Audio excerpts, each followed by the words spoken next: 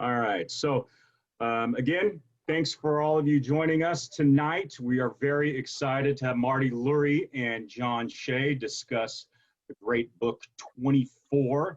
Marty has been a prominent radio host focused on baseball in the San Francisco area for decades. Great baseball historian, great baseball knowledge. I do miss seeing him and his tent out in front of the public house before and after Giants games this year. But hopefully we'll be back and we'll be seeing you next year. We are very lucky to have him. Also, obviously we're here to discuss John Shea's book, 24, Life Stories and Lessons from the Say Hey Kid. He has been with the Chronicle for many years, covered baseball for 4 decades, author of 4 baseball books, including Rickey Henderson's autobiography and a recap of the 1989 Giants and A's season as well. It's been seen on MLB Network as well, and we are excited to have the two of you. So thank you very much. We'll go ahead and pass it over to the two of you so you could have some discussion on this wonderful book. Well, Zach, thank you so much for the introduction. Marlene, it's great to see you, and thank you both for all the work you're doing at a very difficult time for everybody right now, baseball fans included. So I appreciate your efforts in putting this together, and I'm happy to be here. And I'm happy to introduce John. John Shea is a pleasure for me to work with. John and I have worked together for a number of years. But this book, and I'll hold it up for everybody, our copy of it. For me, baseball books have always been a special part of my life. And this truly is one of the best baseball books I have ever read. It is the most unique story of Willie Mays. And I want to let John come in. And John, welcome to the program tonight. And anything you want to say as a preliminary remark before I ask you some questions about this wonderful book?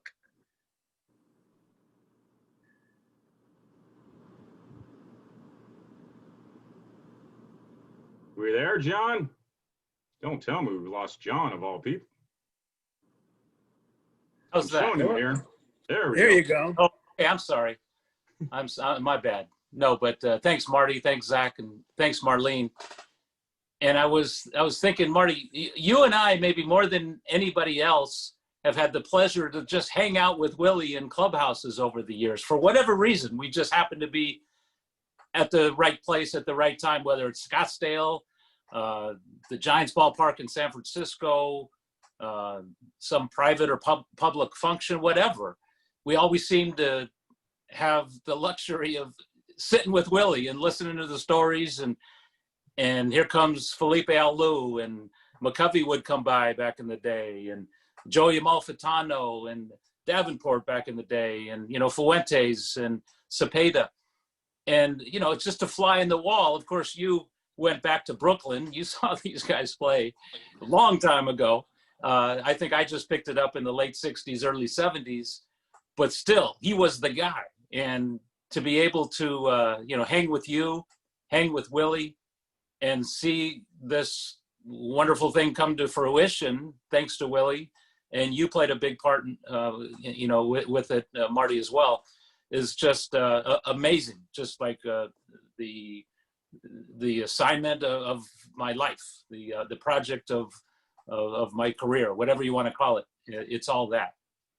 Well, John, it's amazing when you say it. It brought back the memory to me, growing up in Brooklyn, New York, and being there at Ebbets Field in May on Mother's Day of 1956 to see Carl Erskine no-hit the New York Giants. And Willie and I have talked about that day many times. And of course, he always insists he got a hit that day. And I have to say, no, you didn't. Believe me, you got no hit that day. So we've had fun with that. But for me, to get to know Willie is one of the most amazing parts of my life. I'm a kid from Brooklyn with a little B on his hat. who didn't like the New York Yankees and really didn't like the New York Giants. And if there were Giant fans, we didn't talk to them. That was me as a kid. And now in later life, being considered by Willie as his interviewer, which we've done on a number of shows, and also being his there we go. Let me get back to, there we go. Being his interviewer, this is the thrill of my life. Like for you doing this book, this is the thrill of my life to be involved with Willie. And my last short story of Willie and I, it's spring training in Scottsdale. And this is the kind of man he is. And that's what comes out in the book. We're sitting in spring training in the clubhouse about 11 o'clock. And I was just getting to know Willie. And look, I love baseball history and all this stuff. And Willie says, yeah, give me the starting lineup for the Cincinnati Reds in 1956. And I go, Kluszewski and Temple and Ed Bailey and Gus Bell and Wally Post and Frank Robinson. He says, yeah, but who played third? And I go, Ray Jablonski. And when that moment happened and he looked at me and I looked at him, he knew that I knew that he knew. And from that moment forward, we've had that relationship of really good friends, respecting the game of baseball. So that's my little story. But John, this book is a culmination of much work for you. Tell everyone how this came about, the project itself and how you approached it, because that's what makes this book so unique. It's not just the stories, it's the way they're presented. So let's talk about the project. Well, thanks, Marty. Well, the format is, there hasn't been a writer, author, book reader out there who told me that they've seen this format somewhere else. It's conversational. It's 24 chapters, obviously, for the reason we all know. And it's basically me and Willie sitting at a bar, even though he doesn't drink or smoke. I'll have a Coke with a cherry, please. And it's talking ball. And you know, here comes Cepeda to weigh in, and you know, here comes Alvin Dark to weigh in, and Bill Greason from 1948 Black Barons, you know, and you know, here's George Bush and there's Bill Clinton, and you know, all these people I've spoken with for the project, and everybody has a Willie Mays story, by the way. You know, the broadcasters, the commissioners, the managers, the teammates, the foes, 30+ Hall of Famers. I spoke with more than 200 people, and Willie and I spent more than 100 hours together on this. And the access he gave me was unparalleled. And for me to be not just a fly on the wall, but a seat at his table blew me away. Sometimes I just look at it, why is it me? Why am I so lucky? Well, why was it you, John? Why you? What is it between you and Willie? What's that special magic that you two guys have? Well, maybe it's similar to yours, but in 1988, I grew up here. I saw him play. In the 80s, I went to San Diego, went to school, came back in 88, covered the Padres down there. And he had been back in the organization from 86. Remember Bowie Kuhn, right. Silly move to knock him and Mickey out of the game for no apparent reason. And then Ubroth brought him back at the end of 84. And then by 86, he was back with the Giants. Bob Lurie, Al Rosen brought him back. So, I come along in 88, and then I'm covering the Giants all these years and the A's. In 2000, I'm the national baseball writer. And that really gave me an opportunity to step back and remove myself from the grind of the season and the grind of the day and speak with all these folks, kind of write about stuff beyond the game. And obviously Willie's in the clubhouse, as you know, more than anybody. And you can't go. I've been into all the clubhouses around the National American League, and nobody is like Willie. And McCovey was the same. There every day. McCovey was in Murph's office. Mays was in Murph's office. And, Mays would go up to his suite once the game started and hang out for a while. But he was always there because McGowan gave him that lifetime contract in 93, and he wanted to live up to it. He didn't want to, go half speed, never does. So why now? And he made himself available to players and coaches and managers and us. And why wouldn't we take advantage of that and hang with them and talk with them and interview them? And the more I wrote, I think the more maybe he trusted me because he didn't stop talking to me. I guess I got it right. I hope I did, or he thought I did. And there was a trust factor. And I remember one time I was in Murph's office with Willie, and Greg Papa comes in. Remember the old Chronicle Lives they used to do? Sure. On, in the NBC Sports Bay Area. Well, he did that every day. And he said, "Hey, Willie, when are you going to come on with me?" He said, "I'll go on when John goes on with me." Whoa. And Papa, of course, said, "Okay." So the three of us went on. We spoke with, 90 minutes. It was supposed to go 60, all about his 5 tools. We went over every tool. I'll never forget that. And during that time, when Papa was drilling him about the Hall of Fame and should Bonds go in, blah, blah, blah, he started talking about, well, it's up to the writers. And Papa said, well, here's one of them. And Willie looked at me and says, he's not a writer, he's my friend. And like the next 5 minutes, I was speechless. Yeah, beautiful. Let's talk about the mechanics of the book before we get into some of the stories, which are so rich, they come alive. The title of the book, how did the title come about? Well, the agent from Tiburon, California, Kimberly Cameron, and her husband, David, and a friend of mine, Kurt Aguilar, who was a longtime copy editor at the Chronicle and the San Jose Mercury, who is a Willie and baseball historian, and always kidded me that when I didn't have Willie Mays in one of my stories. Said, "What's wrong with you? Hey, Kurt, I'm covering a Warrior game, Here. But anyway, I was real fortunate for him to come along and to be like the right-hand man, the copy editor, read everything I wrote before it went back to New York, the St. Martin's Press. And anyway, we went out to lunch and talked about things, including the title. And that's when, Kimberly had some ideas and Kurt had some ideas. And one of Kurt's ideas was 24. And I said, of course. Why didn't we think of that 15 years ago when I asked Willie if he, want to do a book project? And he came back and said, I'd like to see this book in classrooms. Why didn't I think of it then? It took Kurt and Kimberly to get together and speak about it. And suddenly we had this great title, of course, because we had about that many chapters. And okay, now we're going to write to fit. We're going to have exactly 24. But the interesting part of the title is 24 life stories and lessons from the Say Hey Kid. That's really the context of the book. That's something that came about with Kurt. Yeah. When Willie said, I want to see this in classrooms, obviously that book had to be inspirational. And I was like, right on. That's just perfect. I mean, look at the man, exemplary life, not just a great career. I said he didn't smoke or drink. He never got thrown out of the game. He got thrown out all the time. He never charged the mound. Just so graceful and respected. He didn't get booed at Dodger Stadium or back at Ebbets Field. He got cheered at these places. The Giants led the National League in attendance in the 60s because of him. And he was the guy. Felipe Alou told me, he said, hey, I hit 200 home runs.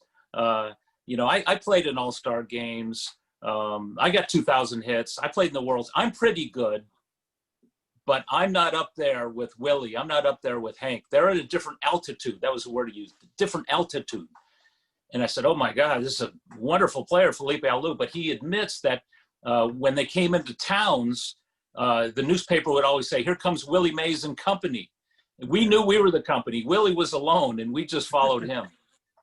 It's funny you brought up how they promoted him. Willie told me a story one time in Ebbets Field that what they did when the Giants were coming in to play the Dodgers, the public address announcer, Tex Rickard, the legendary Tex Rickard, well, let me tell you, Willie Mays is coming in next week and he hit a 2-run homer today. Well, the Dodgers got so upset about that, they forbid Tex Rickard to ever promote Willie Mays, but they used to promote Willie Mays at Ebbets Field. How about that? And that is, by the way, his last game in May of '52 before he was drafted into the Army. And everyone at Ebbets knew where he was going, and this was his last game in a long, long time. So when he made an out in his final at-bat at Ebbets Field, the crowd got up and gave him a standing ovation. you imagine any Giant getting a standing ovation at Dodger Stadium. But the life lessons you had asked about, and you're right. The whole inspirational theme was, okay, how are we going to do it? And Kurt and I talked about that, and I would submit a chapter to him, and he said, "Where's the life lessons?" I said, "Well, it's throughout." Yeah, but you got to be more specific. So we came to the conclusion, and then we brought it to Willie. He said, "How about if we start every chapter with a life lesson?" There are 24 chapters, and every chapter could begin with Willie's life lesson about the storytelling that's to come. And it's 1 or 2 or 3 sentences. And it's just perfect. We brought it to Willie, said, "Yeah, right on, let's do it." And then we talked about it, came up with different ideas. So he shares a life lesson in every single chapter. And it's somewhat also included in every chapter title. So not just life stories, but life lessons from the Say Hey Kid. I mean, this was all along going to be his legacy book. And it was really important for him to get it right. John, I'm going to say, joining us today is John Shea of the San Francisco Chronicle. Like I'm doing the interview on the air with you already. So, but the interesting thing is how you approach the book, John, because tell everyone, first of all, how many people you interviewed, but the format of the book is to get the life lesson. Then you actually have an interview with somebody, and then Willie, and you do great historical work within the interview. And then Willie comments on that interview. That's the unique part of the book. Willie is talking to everybody through the book in each chapter. For me, that's the most unique part of the book. Oh, yeah, absolutely. I spoke with more than 200 people, and every time I did an interview, I brought it back to Willie. Knock, knock. It's, "Okay, Willie, I'll be here 2 hours," and 5 or 7 hours later, I'm still there because it's just so wonderful. And, we hit it off. So he's got visitors coming and going. It's just like being in the clubhouse and talking ball like we do at the ballpark, Marty.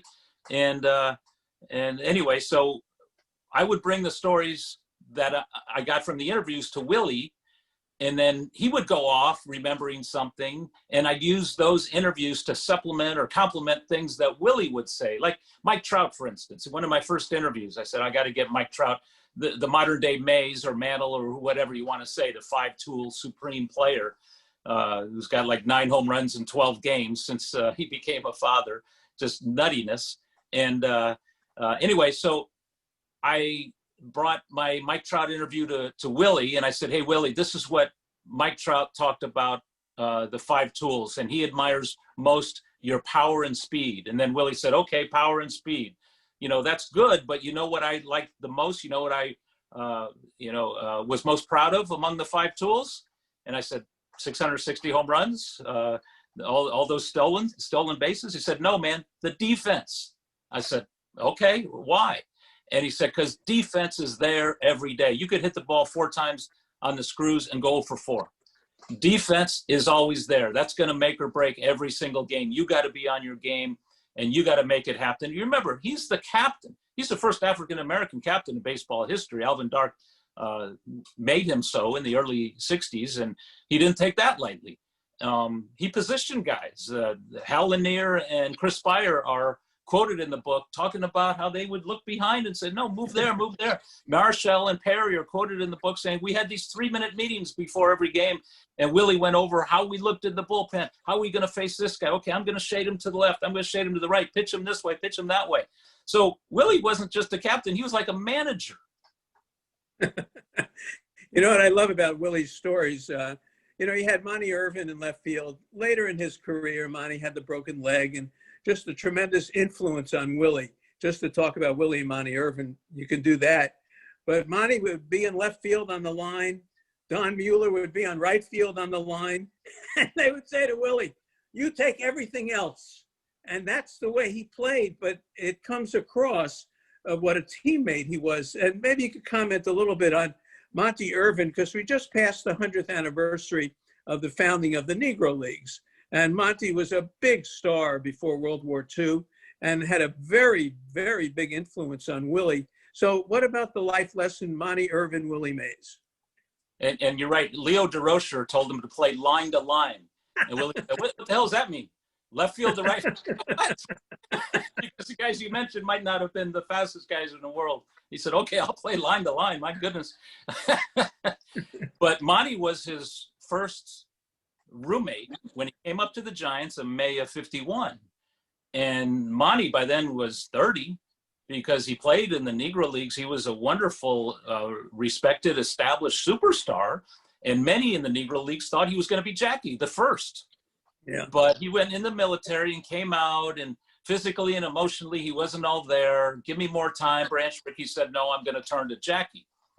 So, both Monty and Willie adored Jackie for what he did and went through.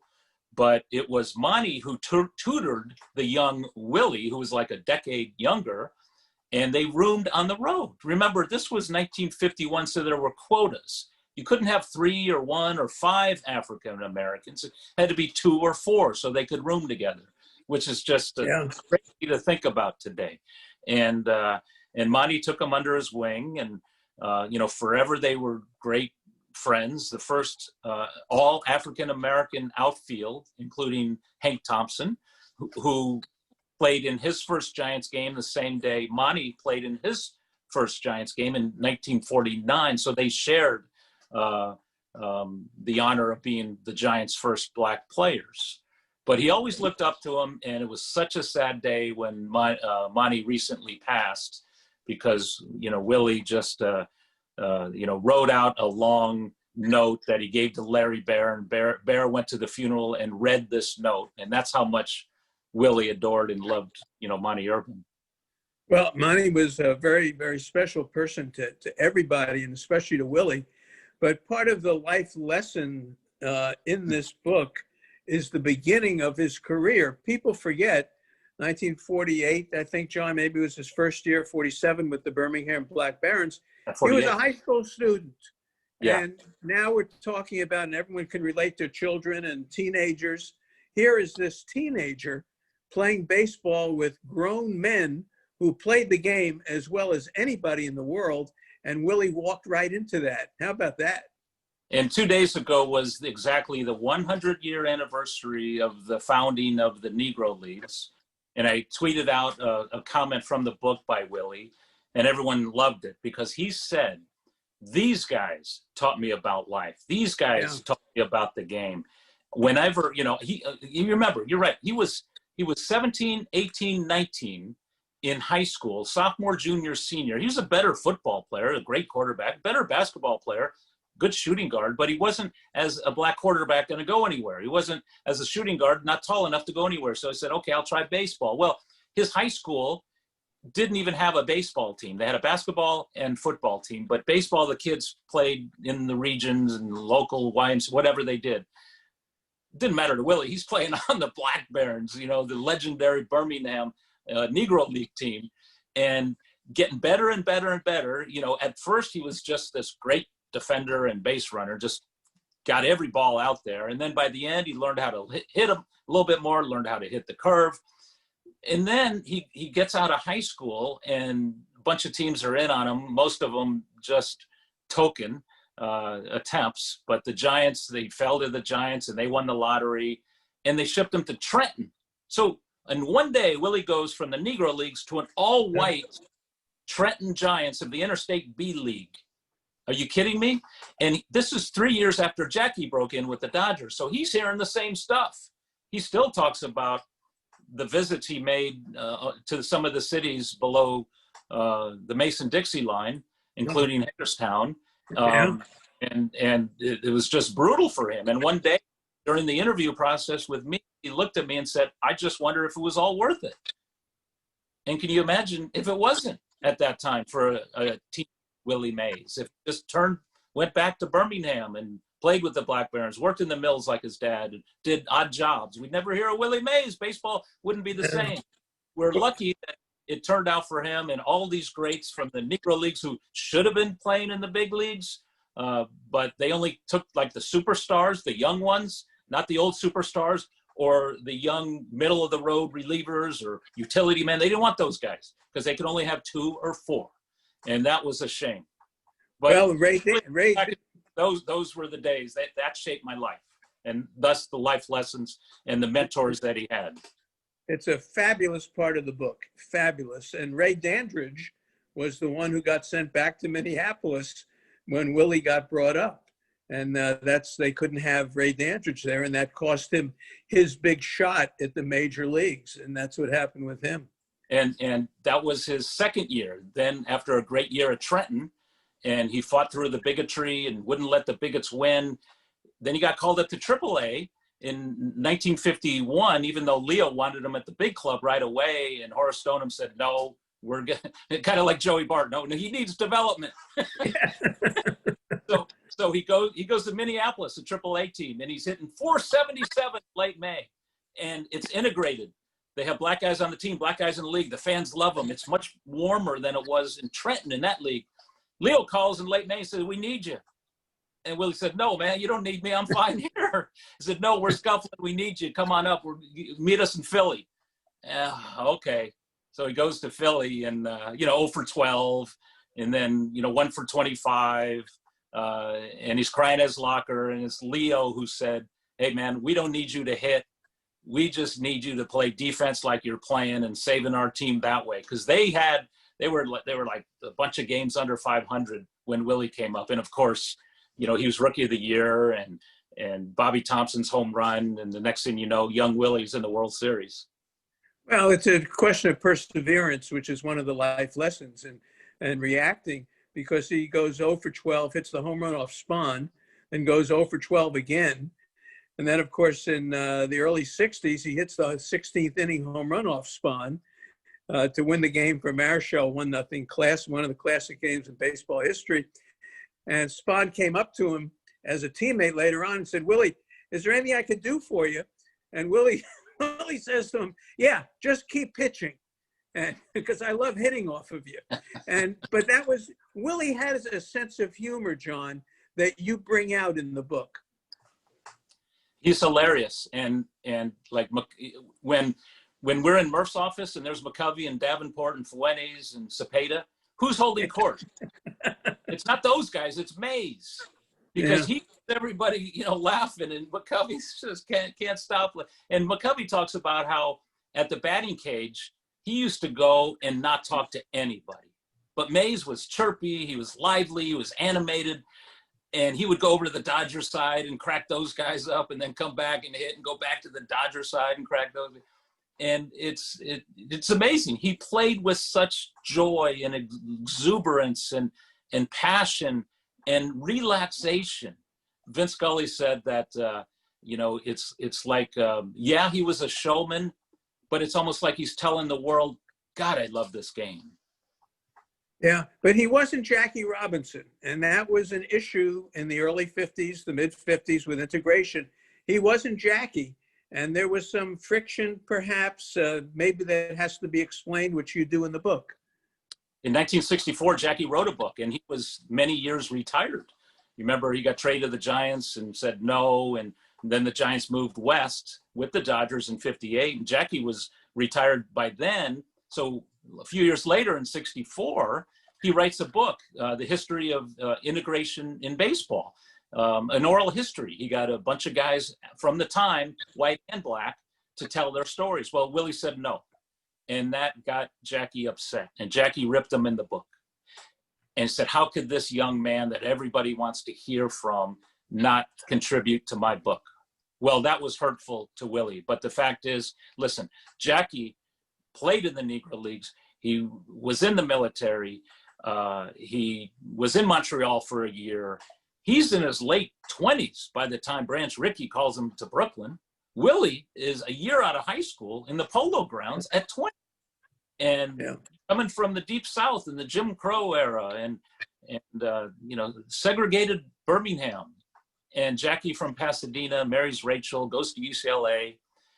Just a wonderful, mature hero, and on many fronts. And Willie's dad told him, hey, don't say too much. His Negro League teammates, hey, don't say too much because, you want longevity.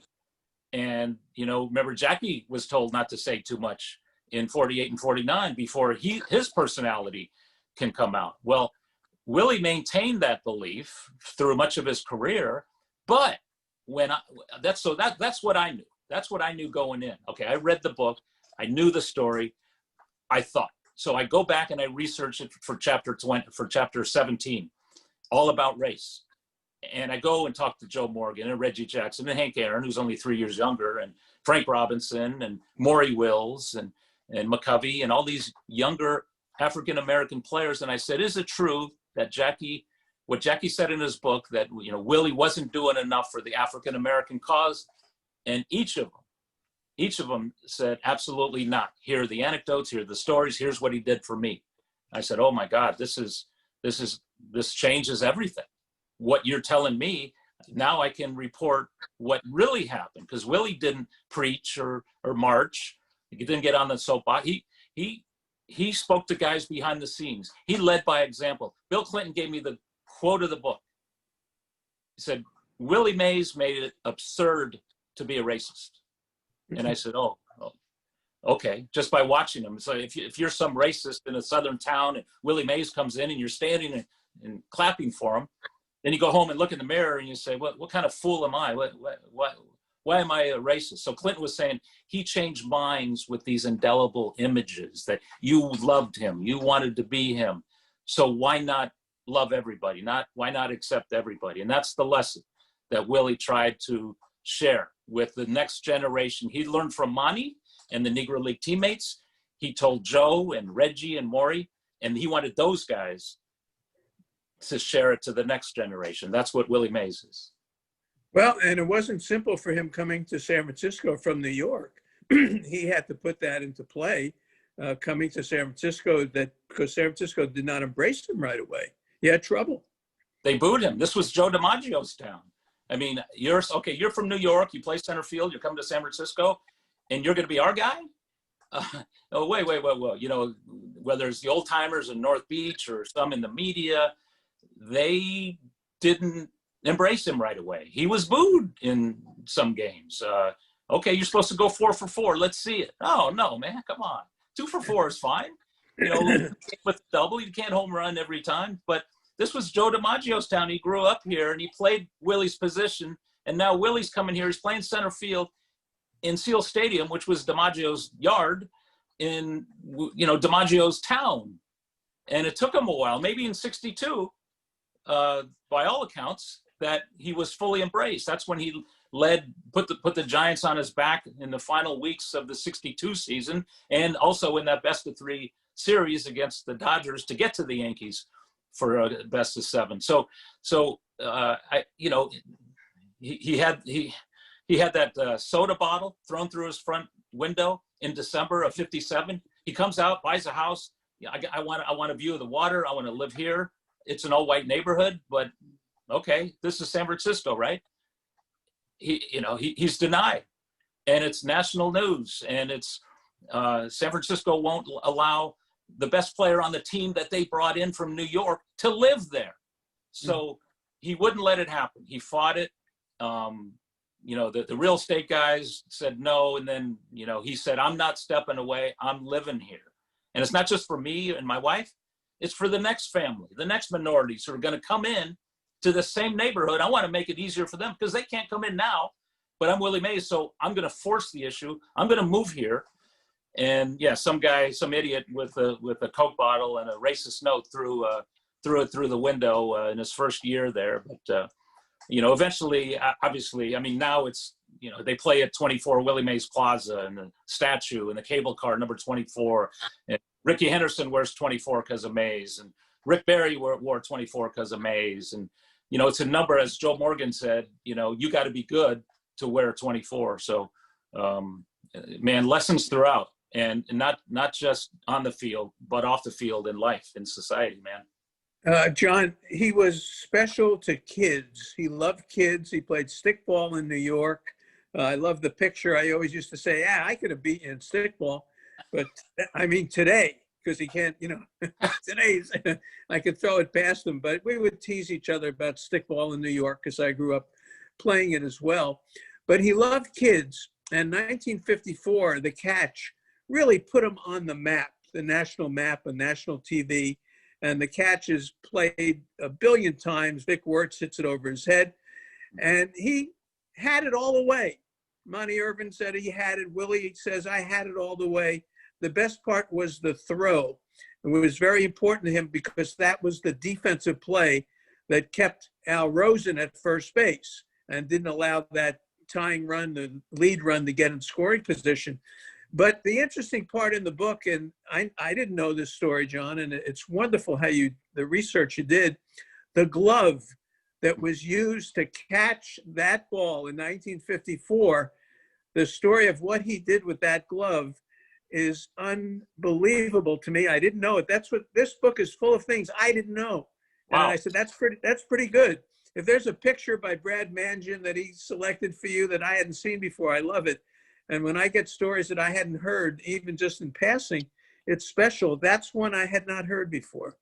Well, Don Little was the pitcher who threw to Vic Wirtz, who clobbered it 460 feet that Willie tracked down and turned and threw and kept Doby from scoring, sent Rosen back to first. 8th inning, 2-2 game, and Dusty Rhodes hits the walk-off pinch hit homer in the 10th, and they go on to sweep the mighty Indians.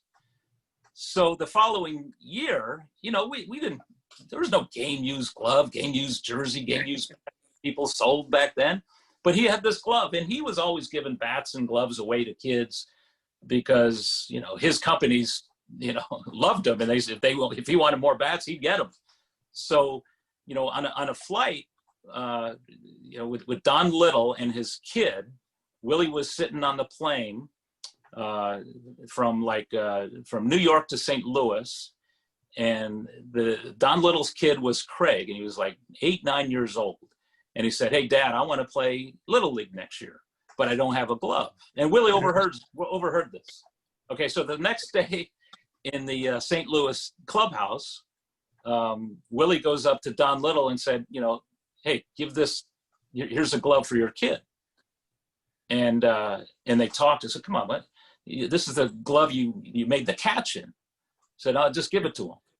And holy cow. So young Craig Little used, he's so young, you don't know what it is. So he uses it for Little League. He leaves it out in the rain, puts it up in the closet during high school and college, and then realizes, hey, man, that's frickin' Willie Mays' glove. I got to let people see this.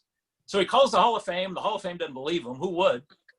But it was Mays who came out and expressed the fact that, yeah, I did give it up in 55 to Don Little, who gave it to his kid.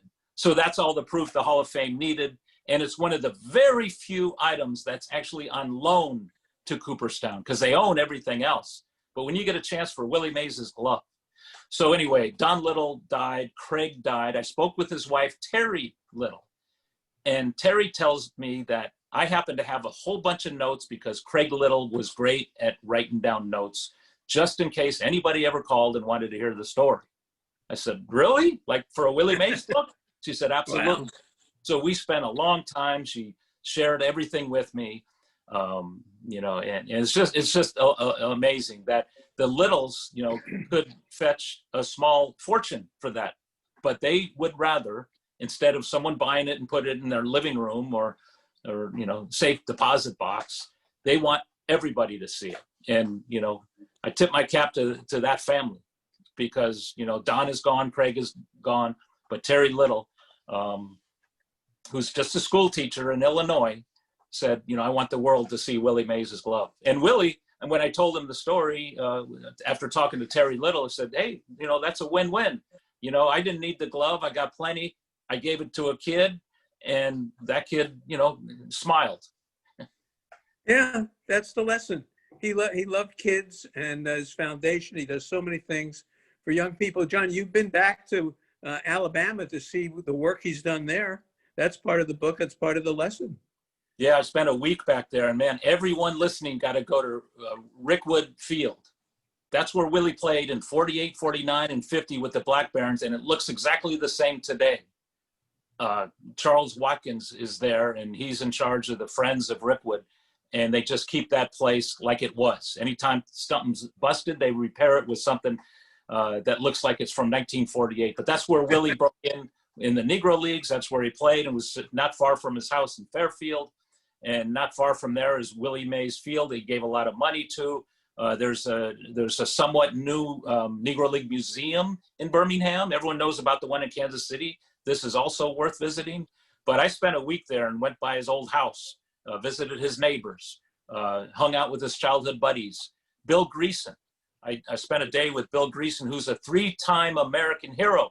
He was the first pitcher, black pitcher on the St. Louis Cardinals. He fought in Iwo Jima.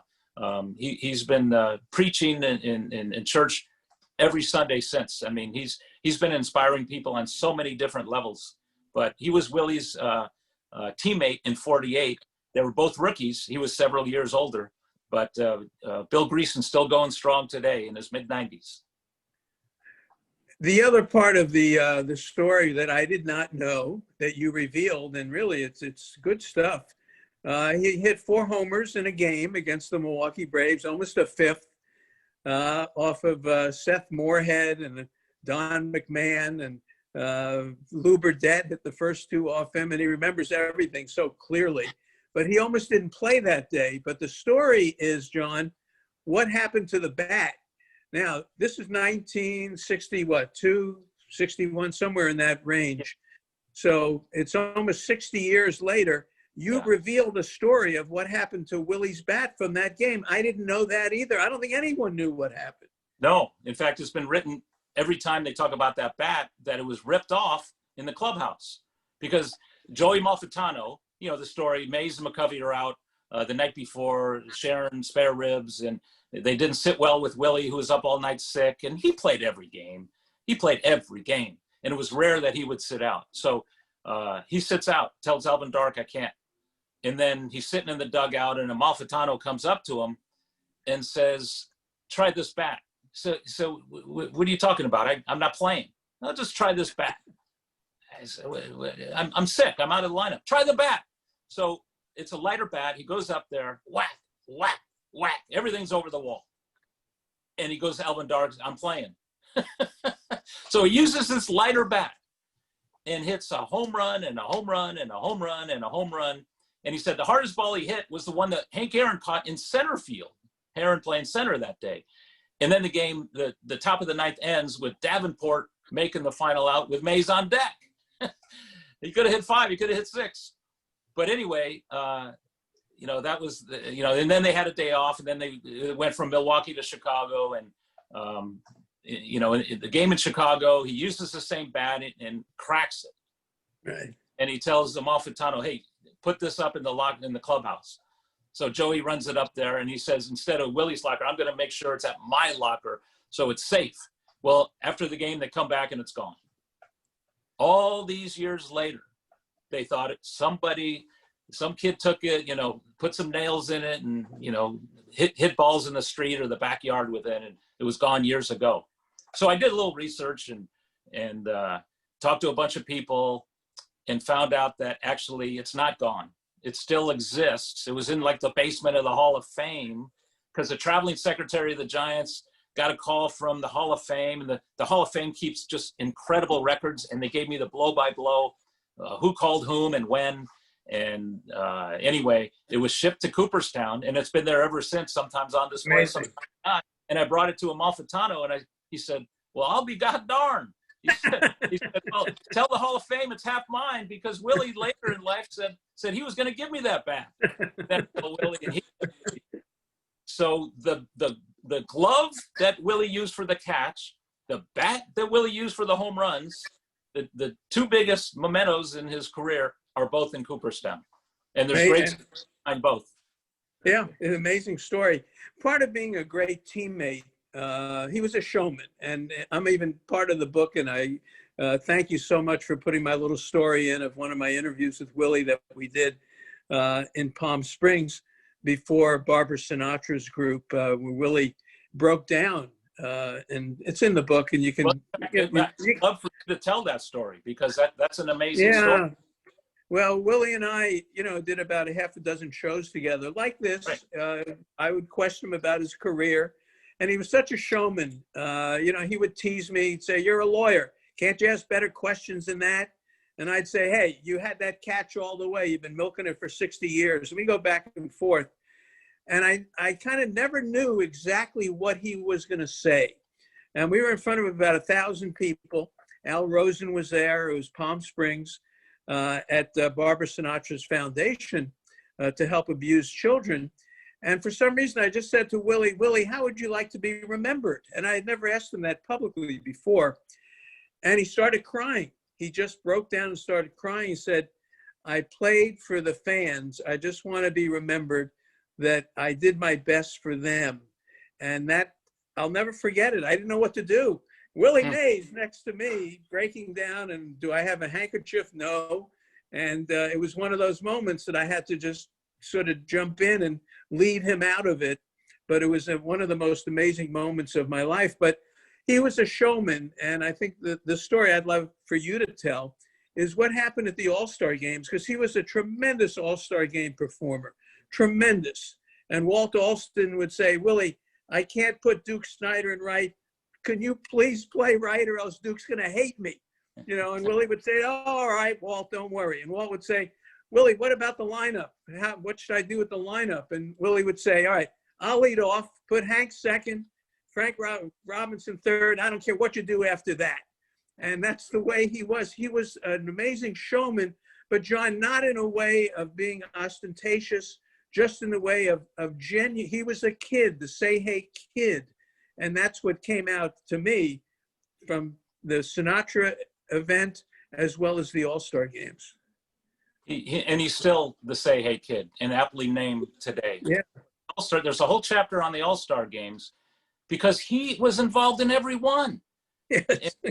Or, you know, until he played in his first All-Star game in 54, he came back from the military, he was told that the the American League just won these things year after year after year after year. And Willie said, no more. Okay, we're going to change that. And as everyone knows, the National League dominated pretty much from 54 through the end of, well into the 70s when Willie stopped playing. But all through Willie's time, the National League dominated. And Willie made sure to play pretty much every inning. Twice he played 10 innings. And 9 innings was just normal. Back then, if you're an all-star, that was a career thing. You didn't have to play. You just had to be there because Mays was out there and Aaron was out there and Clemente was out there and Frank Robinson, Pete Rose.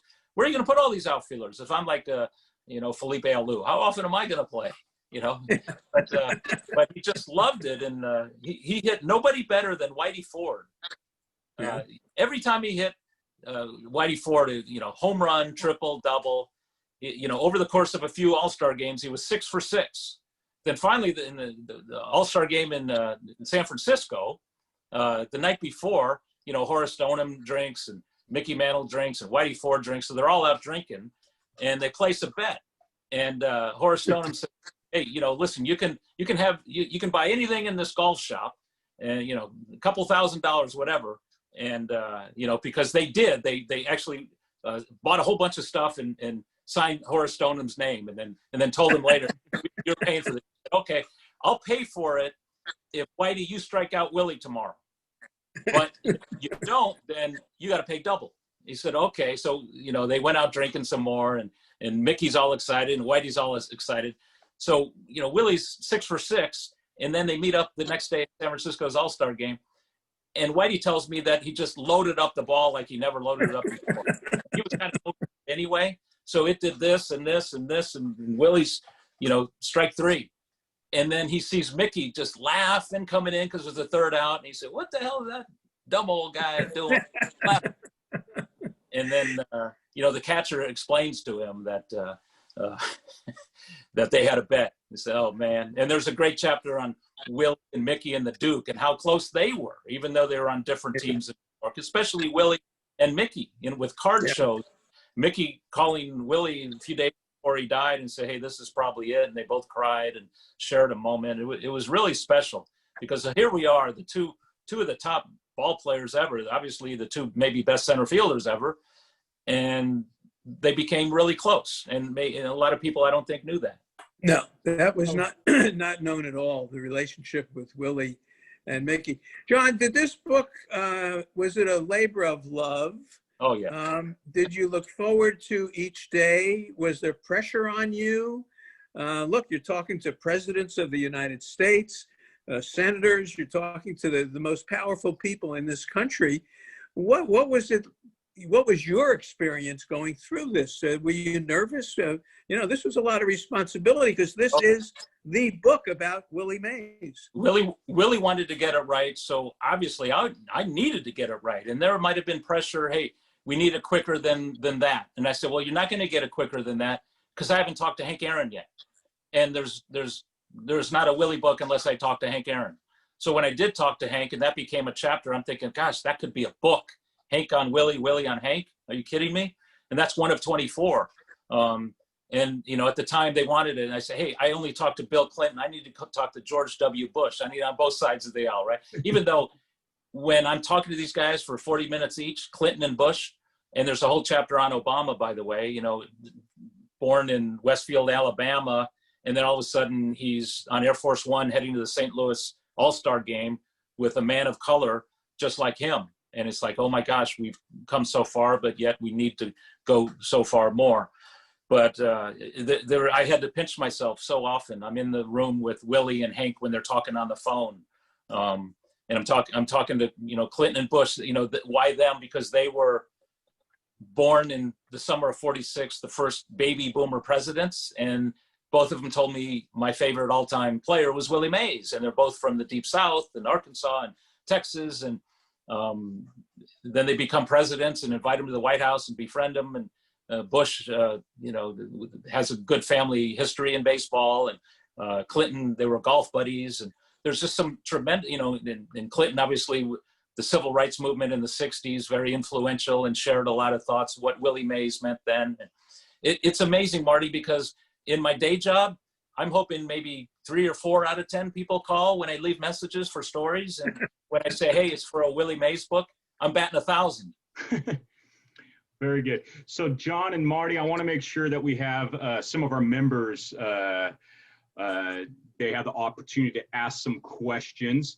One of the first questions I see here is regarding the photos in the book. There are a lot of photos in this book haven't been seen before, including some with Clinton and Bush. Can you share a little bit about the photos, how you got those?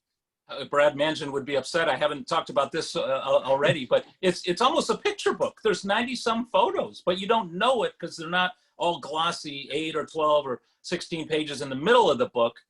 They're telling the stories as the words are telling the stories. So, we're writing about, George Bush, and here's a picture with Mays and Bush at the White House that Brad Mansion, the great Bay Area photographer, dug out because he knows everybody. And, Rick Swig and,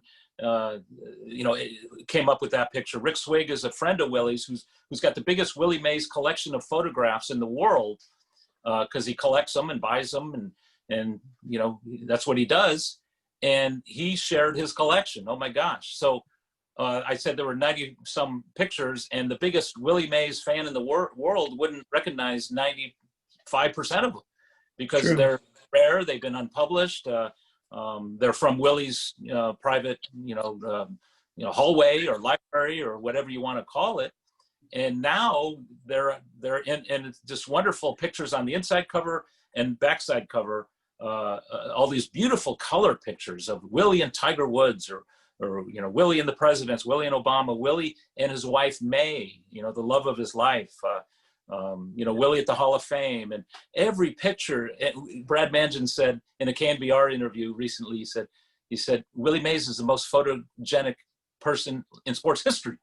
I said, oh my God, you're probably right. The smile, the grace, the way he played the game, the way he entertained everybody, the joyful exuberance, it's all there, man. And it's really captured in the photographs, which are really unreal. Brad Mansion and Kurt Aguilar, man, I can't thank them enough. Mm-hmm. So I got another question in here about, obviously Willie had a great relationship with DeRocher, but can you talk about some of the other relationships that he had with some of the other managers. Who would have been his favorite? Who were some that he may have had challenges with? Well, get this. From 1954, the year he came back from the military, until his retirement in '73, the Dodgers had one manager, Walter Alston, one. And the Giants had a ton of them. Bill Rigney and Herman Franks and Alvin and Leo, all these guys with the New York connection, but also some guys who were like Horace Stoneham's drinking buddies who shouldn't have been there. So Giants didn't have the greatest of managers, but if I were to rank them, and Willie did, Leo is one, okay? And then the next three, Herman would be two. Herman helped them off the field, on the field. Herman was great with the finances. And Willie didn't have an agent. There was no free agency. There was no pension plan. So Herman Franks really helped Willie Mays, put it that way. And then Rigney and Alvin, all the New York guys he liked. But nobody measured up to the great Leo DeRocher, because Leo, even though in 1947 he was thrown out of baseball because of his connection with the Gamblers and deprived of the opportunity to manage Jackie Robinson in year one. And, he had a temper. He had a personality. I mean, he was a nutty guy. But he was perfect for Willie because he never hollered at Willie, as Willie told me. He never embarrassed him. And that's what Willie needed. He needs somebody to take care of him because, hey, man, he's 20 years old. He's a young black man in a white man's game. And Leo defended him, to big time. And for that, he was like a second father to Willie. And Willie never forgot. We have, you reference Walter Alston and his long ties to the Dodgers. There's another man with extremely long ties to the Dodgers that Willie had a great relationship with too. And I have a question in here about, Vin Scully, and Vin Scully being very candid about, Willie Mays is, one of, if not my favorite player of all time. Well, Vin Scully told me that Willie Mays was the best player he's ever seen. And the best catch he's ever seen wasn't the one at the Polo Grounds in game one of the 54 series. It was over at Ebbets Field. And it was a line drive out to left center, bases loaded, eighth inning, that Willie dived for and skidded across the warning track and hit his head on the wall and got knocked out. And Hank Thompson out in left field comes over and picks up the ball to show the umpire. And, Willie comes to, and there are two guys. There's Leo DeRocher to see if he's okay, and there's Jackie Robinson to see if he caught the ball. Willie ranked that number one. So, but anyway, Willie has great stories about the Dodgers because he never started a fight, but always said, he was in a bunch of them, pulling guys out. He's one of the great. Look at the Roseboro one, John. Yeah, I was going to say he was one of the best peacekeepers of all time. He's the one. You can Google this. You see all these great pictures of Willie grabbing Roseboro's jersey and pulling him off the field in a sea of Dodger blue. He's the only giant in the crowd, and he goes over to the dugout and sits him down. And Roseboro said, "What the hell are you doing? I'm going over. I'm going to go attack Marshall." And he says, "Hey, your eye is out." He deked him just so he'd stay. And then Roseboro said, "You SOB, my eyes." So he's, "No, man, you're staying with me." So Willie, like Maury Wills tells me all these years later, man, we respected him even more based on what he did that day, preventing like riots in the crowd in the streets and made just a terrible day, less worse. Mm-hmm. How about how the game ended, John? And tell them how the game ended. Come on. Koufax is pitching here. Come on. And Mays hits a home run off Koufax because Koufax is a little bit shaken up. Koufax wouldn't drill Marshall. So Roseboro, the catcher, had to take it upon himself and threw it back and clipped his ear. And then Marshall gets a bat and hits him over the head with it. And he gets 10 games, by the way. Imagine that, 10 games. But it cost him 2 starts. It cost him the pennant. And it was Mays who dragged him off the field and then got Marshall off the field. And he's a peacekeeper in many ways, man. He's a great uniter and, on and off the field. That was Mays. Mm-hmm. Looks like they have a fan here who indicated they used to watch Willie play around with throwing some breaking balls during some warm-ups. Did he ever talk about any kind of desire to, ever take the mound too? I mean, Well, he was interest in taking that role on as well. Well, absolutely. I mean, because he had such a great arm, but he was a pitcher, and he could. You saw him throw from the outfield. He could come at you from any angle. And there were a couple of newspaper clippings when the Giants signed him. The newspapers in Birmingham speculated that the Giants would make him a pitcher. He had such a good arm. Remember, he was a quarterback in high school, and he threw like 60, 70 yards. That's what everybody said who saw him. So he had a wonderful arm. Of the 5 tools, which is best? They're all top notch. His arm is as good as his bat, which is as good as his speed, which is as good as his defense, which is as good as his power. So absolutely he could have been. In fact, I say that he's better than Babe Ruth, even though people say, well, Babe Ruth hit more home runs than teams and Babe Ruth pitched. I said, well, Willie could have pitched, and Willie and other folks, African-American, couldn't play back then. So Babe was facing only white guys. So by the time Willie came in, it was more integrated, then became a lot more integrated. But, that's one of the reasons, that's one of my reasons I say Mays is better than Ruth, even though Ruth pitched. I said, well, hey, if you put Mays on the mound, he might have done that too. Mm-hmm.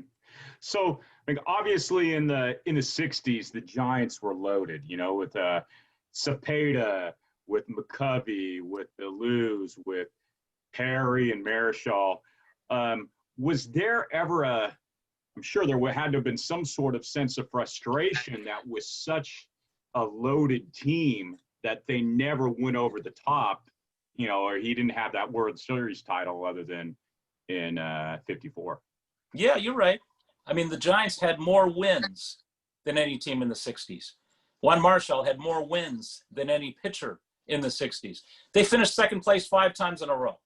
Herman Frank seemed to manage just to get the next year contract as opposed to go all out and win the pennant.